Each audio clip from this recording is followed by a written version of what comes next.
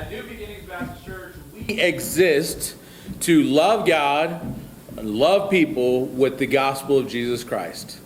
That is our mission statement. That's our purpose statement. And that's the series that we're going through right now. Last week we talked about what it actually means to love God. And loving God is a command from Scripture that we are to love God with all of our heart, all of our minds, all of our soul, all of our strength. We are supposed to love God. That is a clear command from Scripture. And we talked about what that means for us.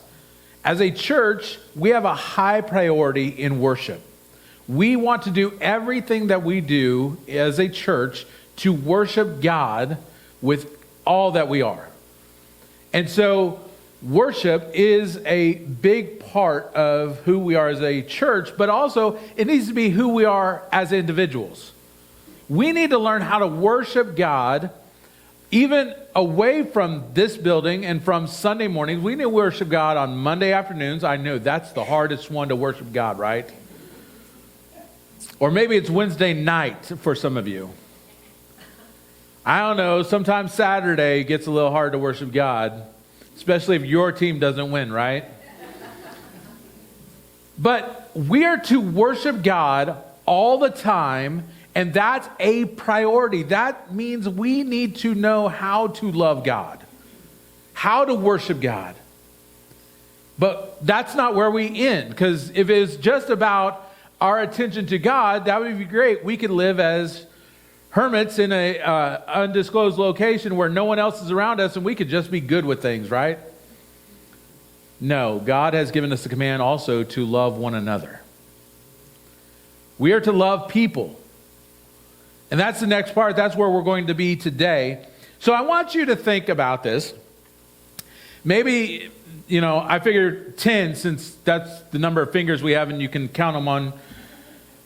Think of 10 people that you love. Can you at least think of 10 people that you love that you would say, this is how I love people, as I know for a fact that I love this, at least 10 people, right?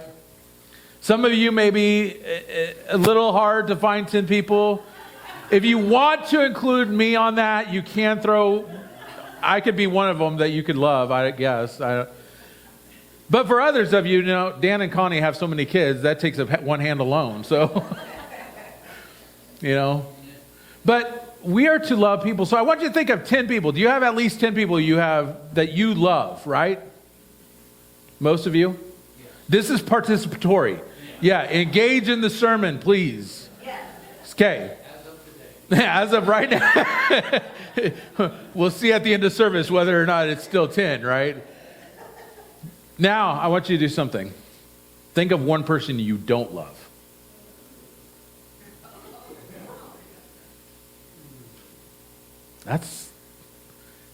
We probably have that person. Maybe we have more people on that list than we do the other list. But we have at least one person we would say we don't love them. Or it's hard to love them. And the groans that I heard, we know that's not right. We know that it's not right for us to not love somebody. But yet we do. We still have those people we don't love. We may disagree with them on things, and so that makes them hard to love. They may just be kind of that personality that gets under your skin, and that makes them hard to love. Whatever it is, the reason why you don't love them, I'm sure is a legitimate reason, but that doesn't excuse us from what God tells us to do. That we are supposed to love people if we are going to be followers of Christ. I've heard this phrase way too often, and I just recently heard it again.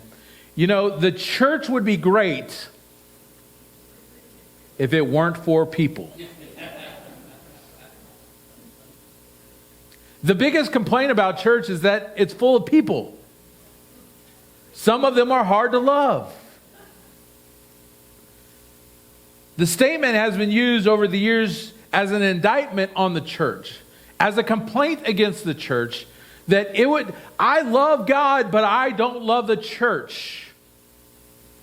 There's a whole lot wrong with that statement. But we'll just simplify it that we are still supposed to love people. And it's not just the people we get along with, not the people that we choose to love. We are supposed to love the most difficult, the most different, the most demanding type of people around us. We don't get an excuse card or a excuse note to say God's okay with you not loving this person. You have a get out of jail free card on this person. You can choose not to love them. God's okay with that. I can't find that anywhere in Scripture. Jesus didn't demonstrate that because even the most difficult people in his life, he still showed love to. Sometimes he had to show them hard love, but he still loved them. And we must all deal with difficult people. The most difficult of people, we have them all around us. Sometimes it may be the people we work with. Some of you are like, I'm so glad I'm retired now. No, you still work with people, and now it's just your family, right? And you may still say, well, I don't get along with the people I work with anymore. But it might be the neighbors, might be the family. It might be someone sitting next to you or someone across the room, or we have difficult people in our lives to love, but we don't get to just dismiss them because we don't like them. I heard this phrase also. Have you ever heard of the EGR people? It's extra grace required. Extra grace required type of people are the people that do get under your skin, that are just kind of domineering of conversations maybe, or they're dismissive of your situation, or maybe they're just socially draining on you, but to be around them requires extra grace to love them. Loving people is the hardest thing to do. It's harder than having the right doctrine or learning the right way to live. This is probably the hardest thing for us as Christians to do, is to love people and obey God by loving people. And that's where our text is at today. Matthew chapter 22, starting in verse 34. Talking about those extra grace required type of people. When the Pharisees heard that he had silenced the Sadducees, they came together, and one of them, an expert in the law, asked a question to test him. This him, by the way, is Jesus. Says, "Teacher, which commandment in the law is the greatest?" And he said, "Love the Lord your God with all your heart, with all your soul, and with all your mind. This is the greatest and most important commandment. The second is like it. Love your neighbor as yourself. All the law and all the prophets depend on these two commands." See, again, speaking of those EGR, extra grace required type of people, Jesus had those, the Pharisees and the Sadducees.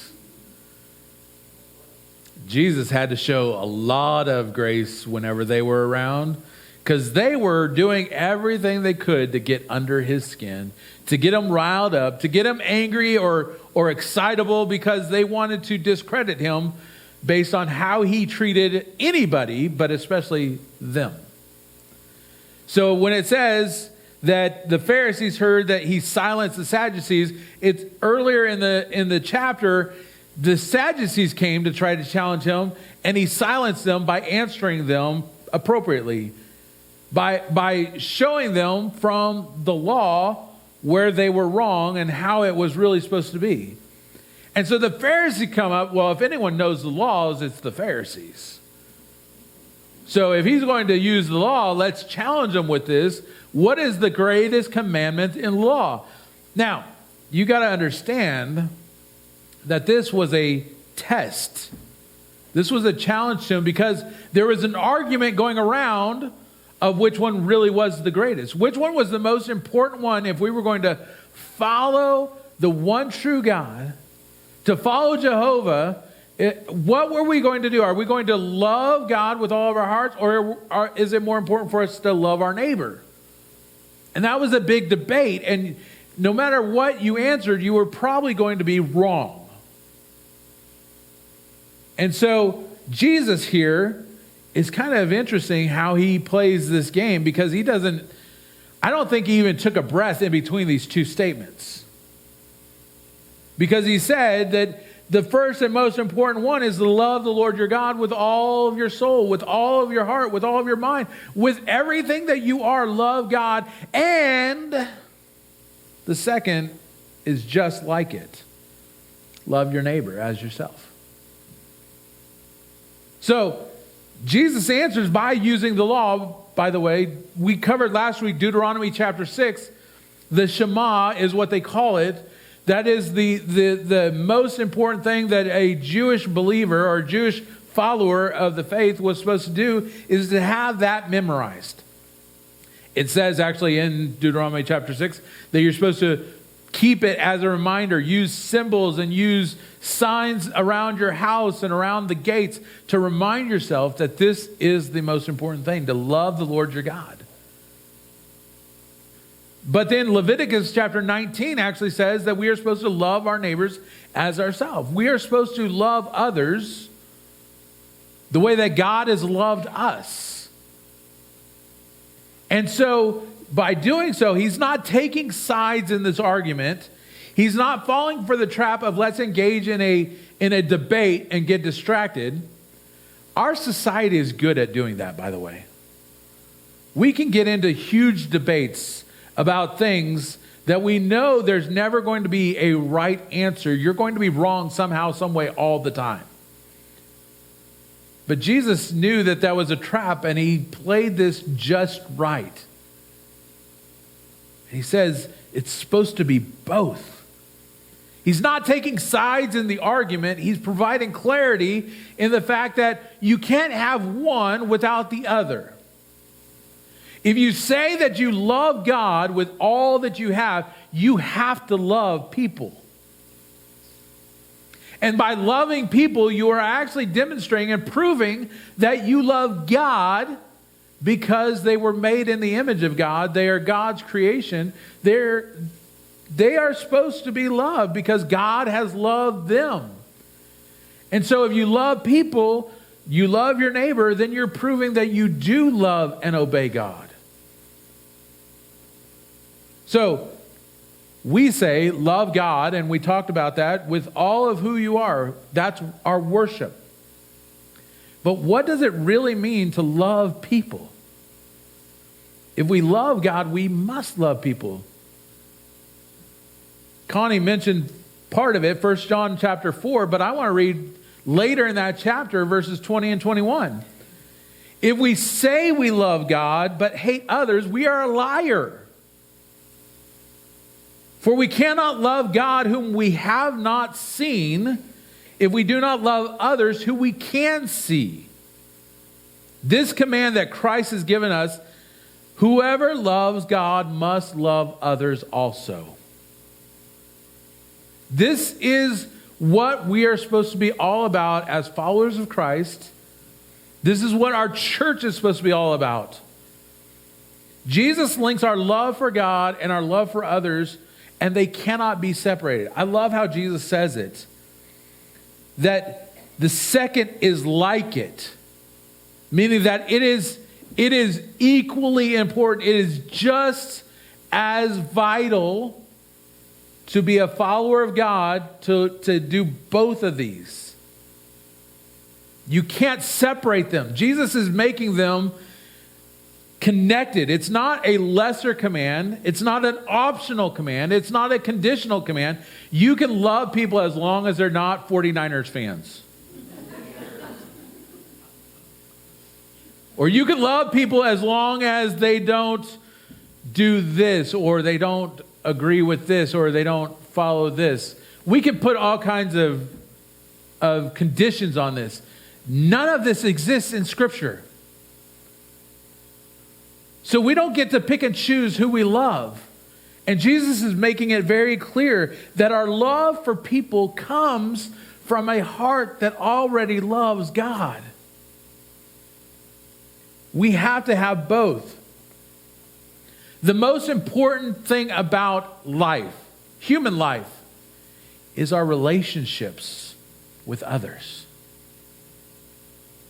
God created us as relational beings. And we are supposed to have a relationship with Him, with God, and with each other. Remember what He said in the Garden of Eden to Adam? He said, it's not good for man to be alone. Because we are created for relationships. So, what does it actually mean to love people? Here's how from this text, we can see that there's some things that we can actually do to love people. And from all of Scripture, we get a better idea. But in our church, we put it this way. The first thing is this. We can equip people to grow. If we're going to love people, we need to equip them to grow in their faith, to grow as human beings, to grow in how God has created them to be, to discover those things. Spiritual growth. Have you ever taken one of those spiritual growth tests, like spiritual measurements of how well you are or how good of a Christian you are? All of you, I can tell you're looking at me with these blank stares, so I guess it's the pastor thing only. Good. Don't take those tests. I think they're foolish anyways. Because the best measurement of whether or not we're growing spiritually is how we actually treat others. Look at how a person treats their spouse, and you will have a good idea of how their spiritual life is. Look at how they treat their children and their grandchildren. You'll have a good idea of how their spiritual life is, whether or not they're growing. Look at how they treat their neighbors. Look at how they treat their bosses or their employees if they're in a supervisor role. Look at how they treat other people, and we will see whether or not they are growing in their faith, they are growing in their obedience, whether or not they are growing as a person based on how they treat other people. And if we're going to learn to love people, we need to equip each other to grow in our faith and to love more and more people. We want to help them to grow. First of all, it'd be great to help them to grow in their faith by knowing Christ. So here's the deal. If you want to equip other people to grow, share your faith. I'm not saying that we have to force the conversation. We have to beat them down with this. You don't have to learn some method. If it is helpful, learn these methods. But you don't have to learn these methods and present the quote-unquote gospel all the time. But simply share your faith. Our men's breakfast on Friday, we have one question we ask every week. Where did you see God this week in your life? It's a simple question in concept. Some weeks it's a little more difficult of a question because some weeks it's hard to see God. But the goal is that every week as men, we come to this breakfast and we are ready to answer that question.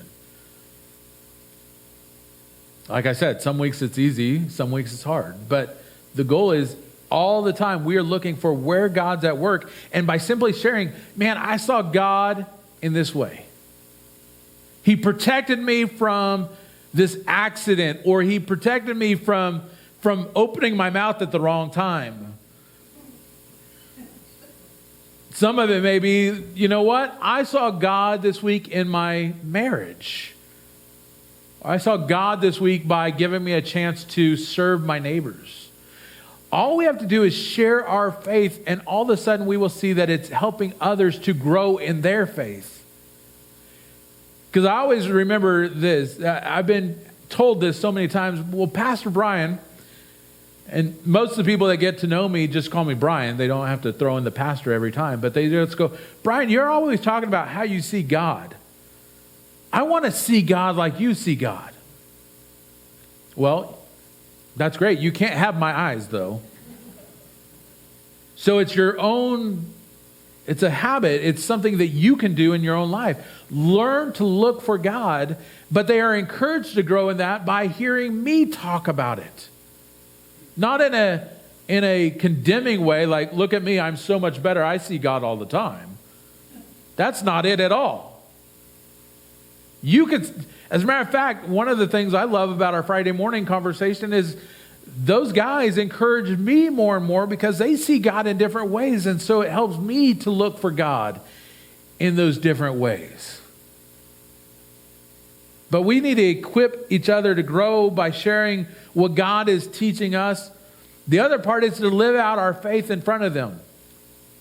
If you aren't in an environment where you get to share your struggles and that people get to see how God's working on you and you're growing and you're learning, then they're not going to know how to grow and learn.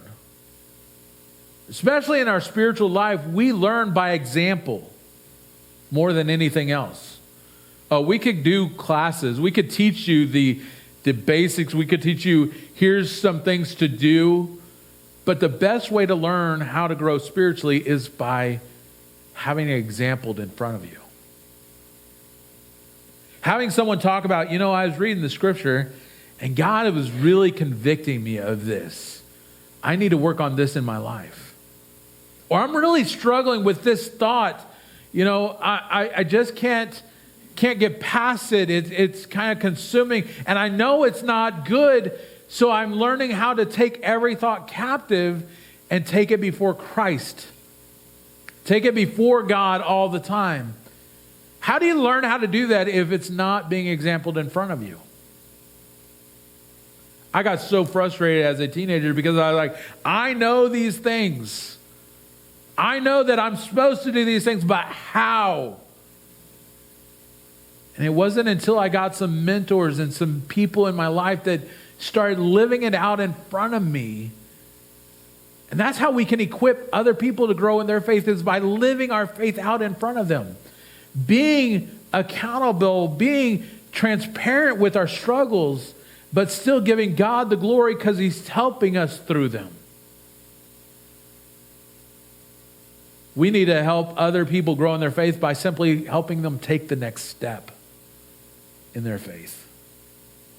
Sometimes the next step is this. If you are a believer in Jesus Christ, your next step should be baptism. That's one of the commands of Scripture, is that we should be baptized because of our faith. We need to have a public acknowledgement that we have submitted our lives to Christ. If you haven't been baptized, that would be your next step. But maybe your next step is to join a small group, join a Bible study, maybe join the church as a member to hold yourself accountable. Each one of those could be a next step. Maybe the next step is to learn how to read the Bible. Or maybe the next step is learning how to do the will of God in your life. Maybe it's to have rhythms or disciplines in your life on helping you with your spiritual life. Those are all next steps, but here's the thing. You can help others take that next step. If you're talking to them, if you have a discussion, if you have a relationship with them, you can love those people by helping them take the next step in their faith journey. So if loving God involves loving Him with all of our heart, all of our soul, all of our mind, all of our strength, we know that that's what we're supposed to do to love God. Wouldn't it make sense that that's the same thing we'd use as a measurement of how we love others? We should love others with our heart, with our soul, with our strength. We should help them to love God with all their heart, with all their soul, with all their strength. So loving people means that we equip them to grow in their faith. But we also love people by encouraging them to keep going in their faith. We encourage one another to keep going in their faith. I'd almost thought about this. of going through all the one another's. You know what I'm talking about in Scripture? There's a lot of verses that tell us to do things for one another, to love one another, to encourage one another, to help one another, to be there for one another. We have a lot of one another verses in the Bible. And if you haven't done that study, I would encourage you to look up. Look up all the one another verses and go through that list and see how you're doing. Not as a discouragement, but as an encouragement. Because we need to encourage one another to keep going in our faith. Our faith is supposed to be a living, active part of our lives, which means this, that if you stop growing, you become stagnant in your faith, it starts dying. Because that's what living things do.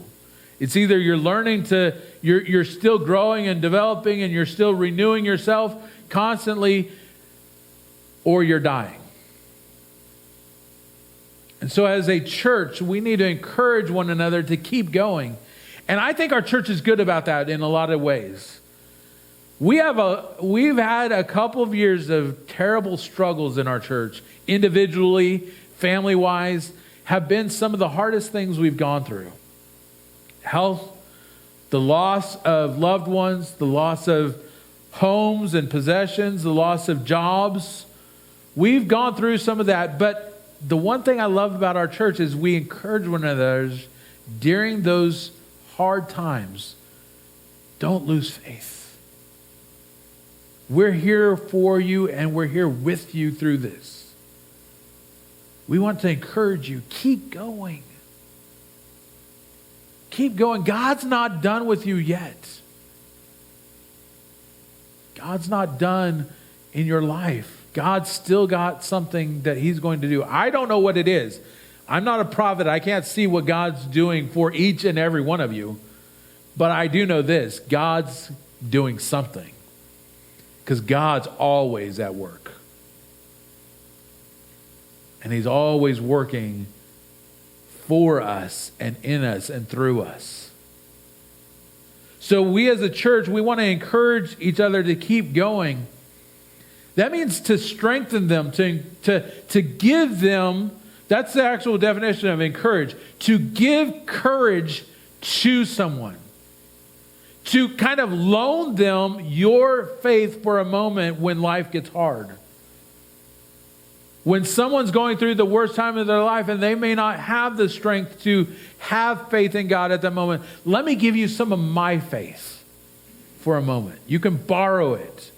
Encourage, to give courage to someone struggling. Think of some of your lowest times of your life. Who was there to give you courage to keep going? Did you have somebody?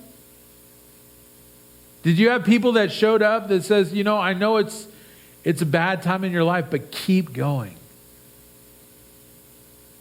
Keep waking up every day. Keep eating a little bit to stay alive. Keep pushing through this moment. There is still something for you. I hope that when you are at some of those lowest points, you have someone who can give you courage, who can be there for you and help you to keep going. Because I know life can beat us down. And it can get hard. But we need to have that courage, the encouragement to just keep going. So let me give you some practical ways of how to do this. First of all, we can encourage others to keep going simply by our presence. Just be there for them. Show up when life is hard and challenging. Just be present. And sometimes that's all the encouragement someone else needs to keep going. But sometimes life still gets a little difficult to manage, so there may be something else. The next thing would be with your words. Speak words of life to them.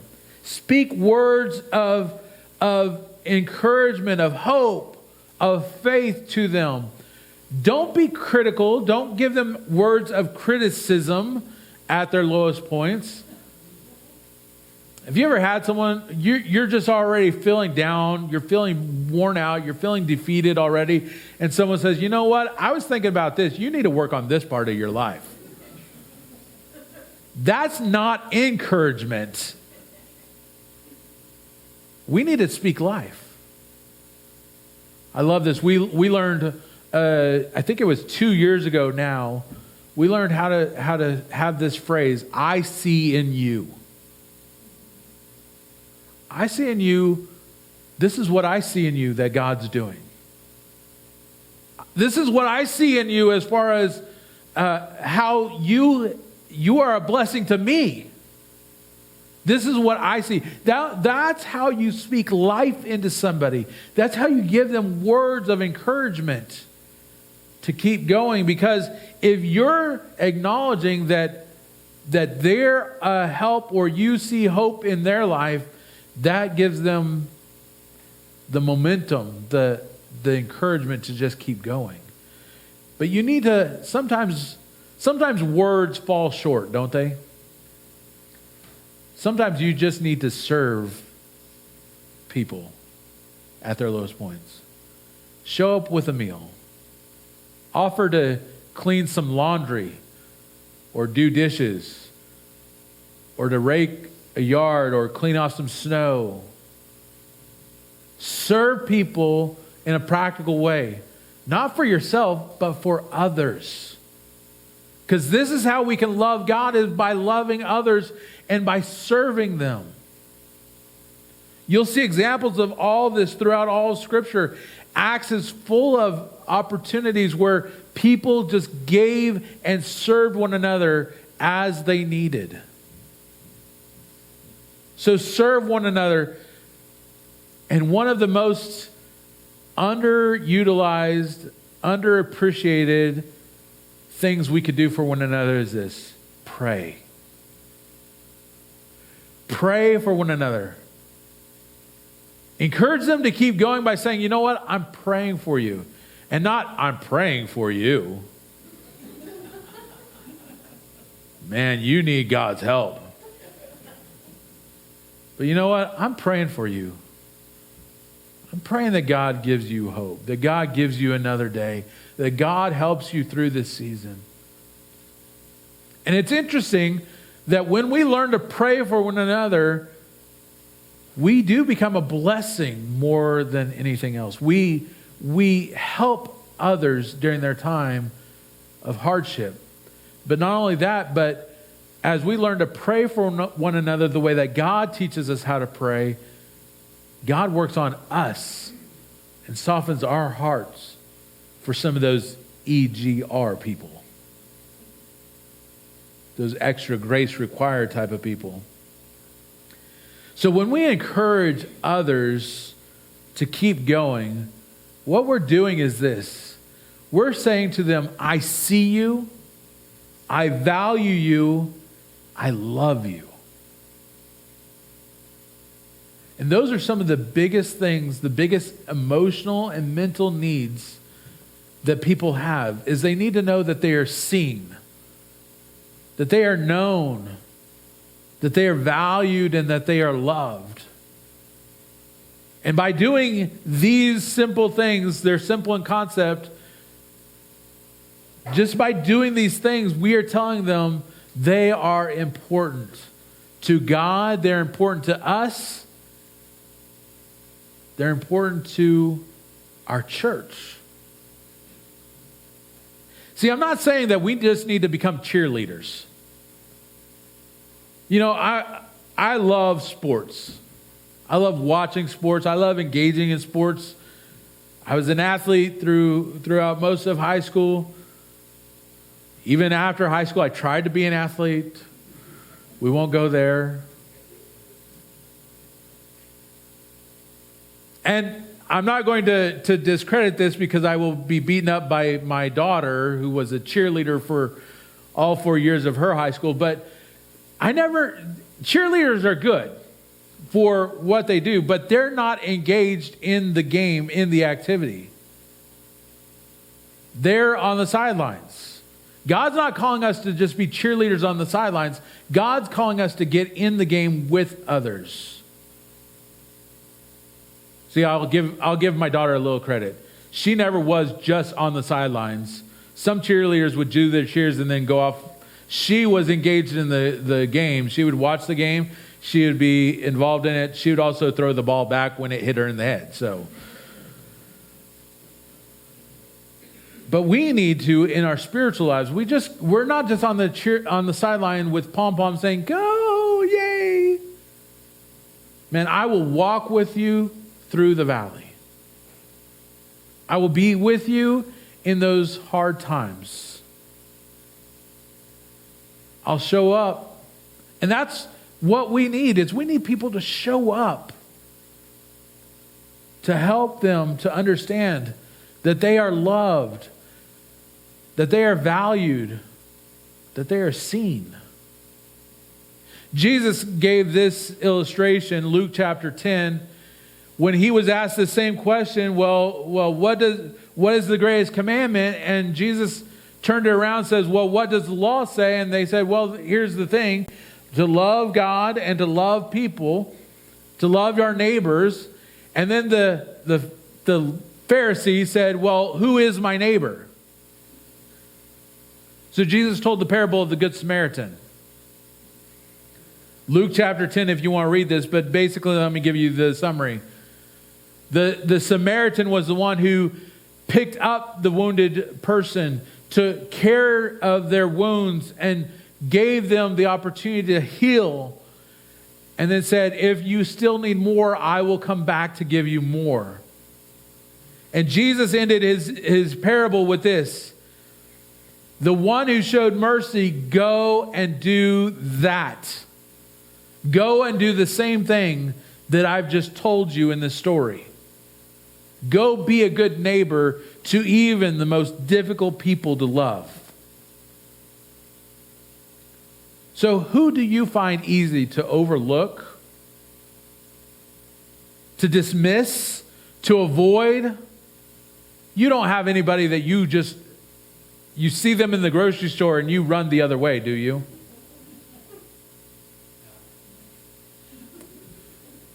Who is it that you find easy to criticize? Those are the people we are told to love. And love in such a way as Christ loved us, we are to love them. And that's how we will show that we are his disciples, by our love for one another, by our love for people. So, loving people is a priority for us. We have to love people. And so my invitation to you, my challenge to you this week is this. Remember I told you to think of one person that you didn't love? That's your EGR person. Guess what I'm going to tell you to do this week? I'm going to challenge you to pray for that person by name and see how God may open the door for you to love them in a practical way. Maybe it's just sending them a note of saying, hey, I'm praying for you. I'm thinking of you. But pray for that one person for an entire week. I know I'm asking a lot here. Every day, pray for that one person that you find hard to love. The next thing is I want you to find someone to encourage intentionally. Not just say, good job, but to actually encourage in the way that we've talked about. And then I want you to find somebody to serve. Now, all of these can be the same person, or they can be different people, but there's my challenge to you. There's my invitation to you. Join me this week in praying for one person, encouraging one person, and serving one person this week. And let's see what God can do in and through us because we commit to loving people in this way.